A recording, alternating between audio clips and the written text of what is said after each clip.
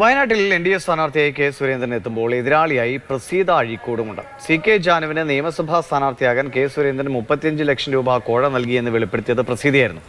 തെരഞ്ഞെടുപ്പിന് മുൻപ് ഈ കേസിൽ കൂടുതൽ വെളിപ്പെടുത്തലുകൾ ഉണ്ടാകുമെന്ന് പ്രസീത അഴീക്കോട് മാതൃഭൂമി ന്യൂസിനോട് പറഞ്ഞു. 2021 നിയമസഭാ തെരഞ്ഞെടുപ്പ് കാലത്ത് CK ജാനുവിന്റെ ജനാധിപത്യ രാഷ്ട്രീയ പാർട്ടിയിലായിരുന്നു പ്രസീത അഴീക്കോട്. തെരഞ്ഞെടുപ്പിന് ശേഷമാണ് പ്രസീത സുരേന്ദ്രനെതിരെ ആരോപണം ഉന്നയിച്ചത്. ബത്തേരിയിൽ സ്ഥാനാർത്ഥിയാകാൻ CK ജാനുവിന് കെ സുരേന്ദ്രൻ 35 ലക്ഷം രൂപ കോഴ നൽകിയെന്നായിരുന്നു ആരോപണം. തെളിവായി ഏതാനും ഫോൺ സംഭാഷണങ്ങളും പ്രസീത പുറത്തുവിട്ടിരുന്നു. ലോക്സഭാ തെരഞ്ഞെടുപ്പിൽ സുരേന്ദ്രൻ വയനാട്ടിൽ സ്ഥാനാർത്ഥിയായി എത്തിയതോടെ കേസ് തെരഞ്ഞെടുപ്പിൽ ചർച്ചയാകുമെന്നും കൂടുതൽ വെളിപ്പെടുത്തലുകൾ ഉണ്ടാകുമെന്നും പ്രസീത മാതൃഭൂമി ന്യൂസിനോട് പറഞ്ഞു. സുരേന്ദ്രൻ വരുന്നതോടുകൂടി ഇവിടെ എന്തായാലും ആ ഒരു ബത്തേരി കോഴക്കേസ് കൂടി ചർച്ചയാകും തന്നെയാണ്. ശരിക്കും പറഞ്ഞു കഴിഞ്ഞാൽ ബത്തേരി കോഴക്കേസ് ചെറിയൊരു കാര്യം മാത്രമേ അന്വേഷിച്ചുള്ളൂ.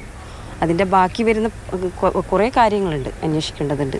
വെളിപ്പെടുത്തൽ മാത്രമല്ല, നിയമപരമായ പല രേഖകളും ഗവൺമെൻറ്റിൻ്റെ ഇതിൽ അന്വേഷണത്തിൻ്റെ പരിധിയിലേക്ക് കൊണ്ടുവരാൻ കൊടുക്കുന്നതായിരിക്കും.